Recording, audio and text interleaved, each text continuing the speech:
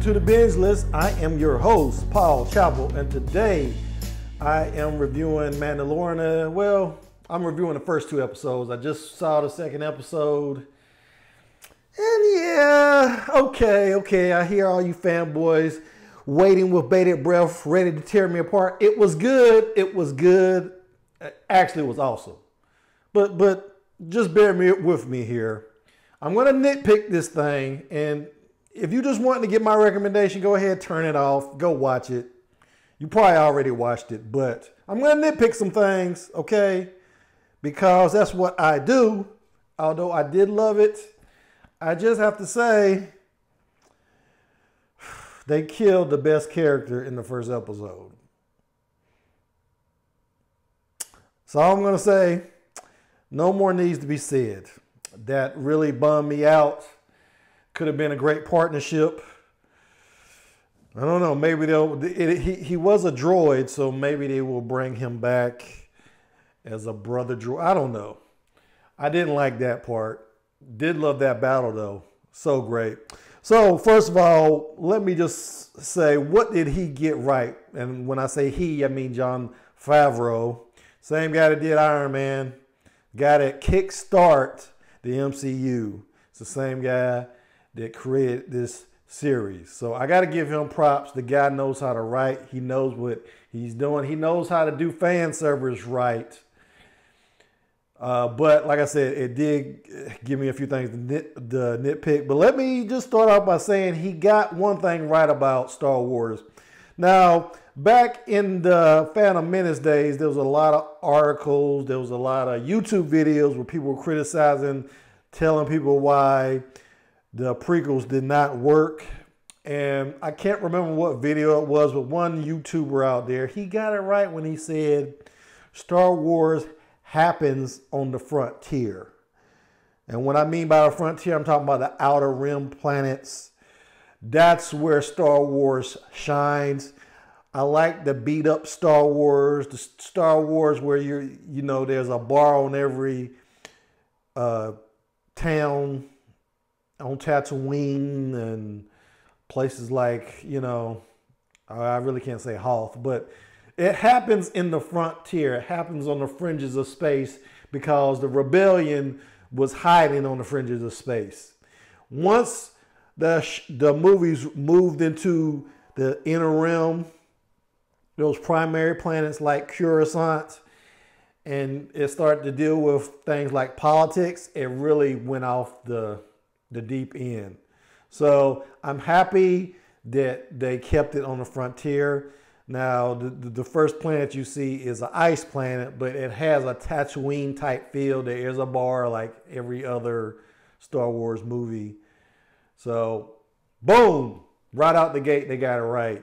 Now, the thing I had a problem with, now, keep in mind, I did not watch any trailers for this show before I actually saw the first episode. I try to do that with a lot of things, and it's harder than it would seem.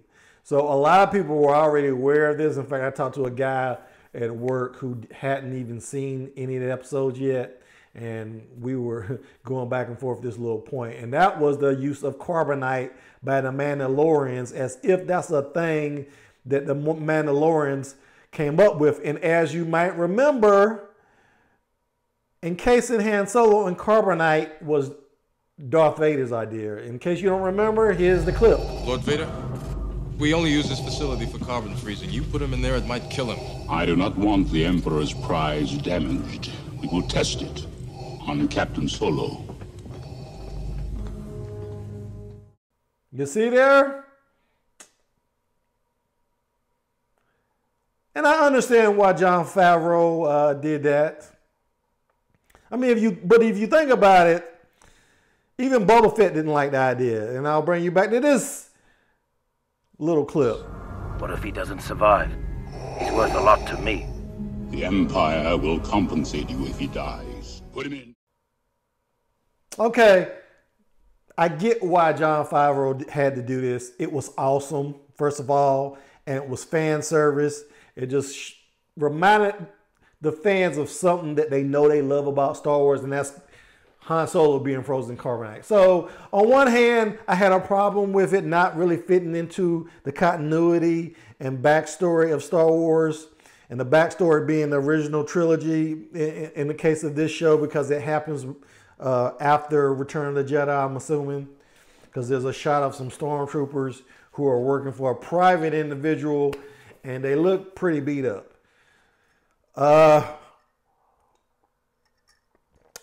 Okay, so that's one of my big nitpicks. No big deal so far.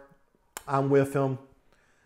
But there's another part that I found rather convenient, and that was when the Mandalorian tracks down his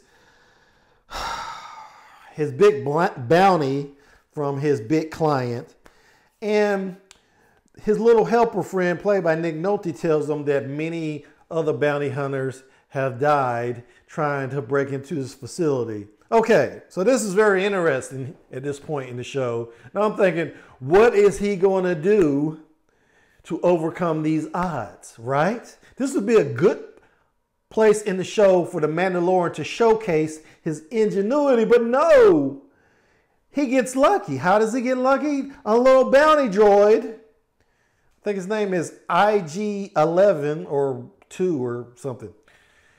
He proceeds to attack, and he's an awesome little droid who kills everybody convenient for the Mandalorian. Now, I had a problem with that. But see, here again, Jon Favreau has got one over on us because it's such an awesome action scene. We forget how convenient it is that this magical bounty droid just appeared and solved all his problems. So on one hand, it's an awesome scene that moved the story forward. We didn't have to get bogged down in some scene of Mandalorian trying to infiltrate this facility. On the other hand, it was kind of a cheap trick. But I have no problem with this show, especially the first episode. The reveal at the end, in case you haven't seen it, is awesome. And I'm going to go ahead and say it. So spoilers, we get a little Yoda at the end. Now, I don't think it's Yoda per se. It might be a clone of Yoda.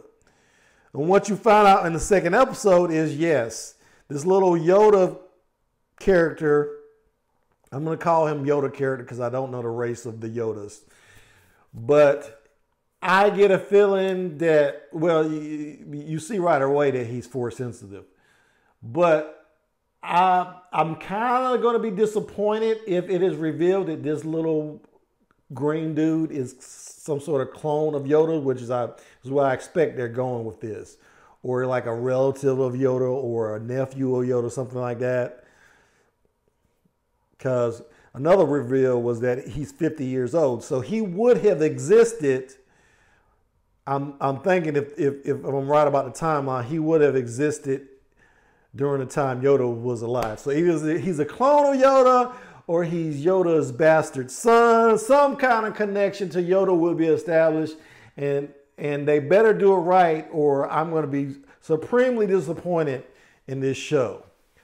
So those were all great points. So as you can see, I had a love for both of these episodes, but at the same time, I felt like a lot of this stuff was fan service. But I have to say, ultimately, any show that gives Carl Weathers his due can't be all bad. My nitpicks aside, this is a great show. So if you haven't seen it already, I think there's a free trial on Disney Plus. So according to whatever, I don't know what's being offered on what service. Disney Plus is being offered on my LG television, for God's sake. It's certainly being offered on Apple TV. Now, I think if you have an older Apple TV, I don't think you can get it. But the newer Apple TVs, yes. And I'm sure there's a bunch of other ways to get it. So if you haven't already subscribed, go ahead and subscribe. Like I said, it's a free trial. And like I said, this is a great start to what looks like to be a promising social. So go ahead and go see it. I do recommend that you put it in your binge list. So that's all I got for today. I'd like to thank my subscribers. Go ahead and subscribe if you haven't already. Give me a like, comment, and ring the bell so you know when I have some more videos coming up. So that's all I got. And I will see you when I see you. Thanks for watching.